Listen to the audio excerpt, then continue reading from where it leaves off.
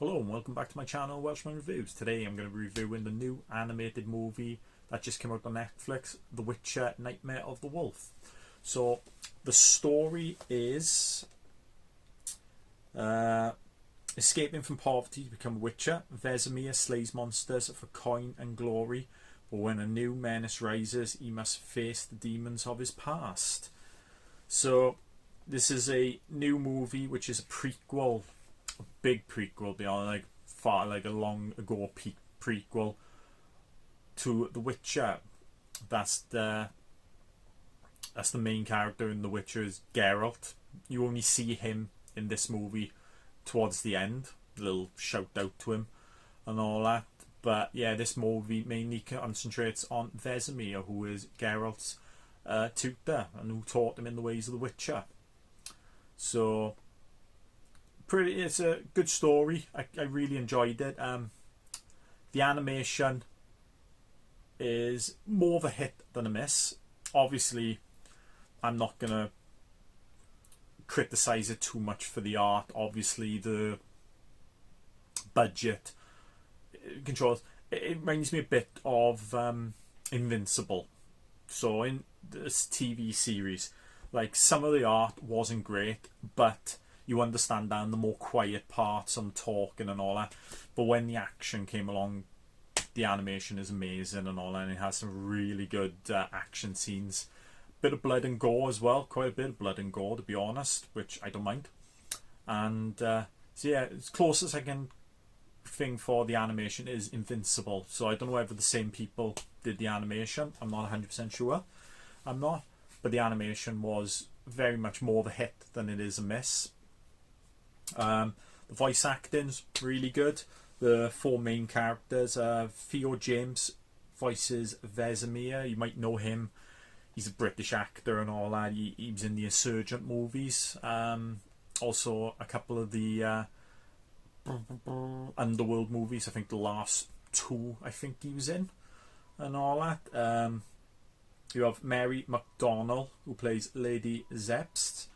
And the only movie I recognised her when I looked her up was she was the wife of the president in Independence Day. So Bill Pullman's character, president, she was the first lady who Will Smith's missus in it saves. Lara Pulver plays Tetra, the mage who doesn't like witches. And I don't recognise her and anything, the name doesn't ring. And then you got Graham McTavish, who plays Deglan, who is Vesemir's tutor and all that in the movie. And yeah, you might recognise him. He's a British actor as well, and he's been in a lot of British films and all that. He's for me, the Hobbit trilogy, he was one of the main hobbits in that, he was. So but yeah, it's the voice acting was really good. I think each voice suited the character. It did. A couple of the younger ones, like the younger Vesemir, hit and miss with his voice for me compared to his older self. I think his older self voice was much better and much stronger. It is. So yeah, they do really good. Also, the story was good as well. Pretty much focuses on Vesemir, how he became a witcher. So he was in poverty with his old man and all that, works for a house. So there's the lady of the house is like going insane. So him and the young girl as well, who's a servant, they go into town looking for herbs to bring back, and then they come across a younger Deglan, a witcher obviously, who catches them stealing and says, take me to the woman, or they're gonna hand him into the market who they stole stuff from. But when he goes there, Vesemir helps him with an exorcism. So instead of staying for the servant, he asks Deglan to go with him, which Deglan allows. So yeah, then it kind of jumps back and forth from the past and in the future of him killing his monsters in the for the kingdom and all that, and getting coin, and you have these you have the mage Tetra who doesn't believe that they do this work from the goodness of their heart. They kind of take the gold from people and all that, so that she thinks they bring the monsters, so they kind of conning the townsfolk into giving them money to kill monsters that they brought into the situation.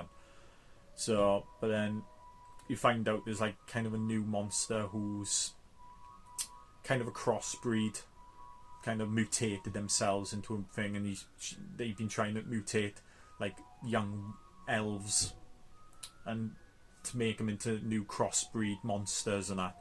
So yeah, you get to the point then where Tetra and all that kind of betrays the Witchers, so they attack their main stronghold then and all that, and yeah, and she brings on monsters and all that. So, and then you get a big crazy fight scene at the end. So I'm not really going to go spoil too much into it, but yeah, very good movie. Yeah, enjoyed the animation for the most part, especially the action scenes they do.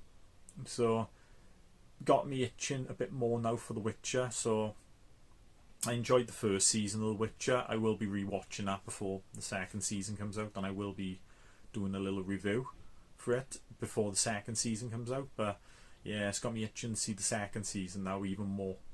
It has. But yeah, definitely recommend watching this movie, especially if you like The Witcher TV series, or even the game. I only played a bit of I played the third game. Never played any of the ones before that. So really good game, rich in history, I've heard, and all loads of books, a couple of games. So yeah, if you liked all that, I'm sure you'll like this movie. And even if you're not a Witcher fan, I think the animated movie is really good. Good action, bit of blood and gore, a lot of violence. So yeah, excellent indeed. I definitely give it a solid 8 out of 10. I thought it was really good. If you like this review, give it a thumbs up. Leave a comment below and tell me what you thought of this movie if you've seen it.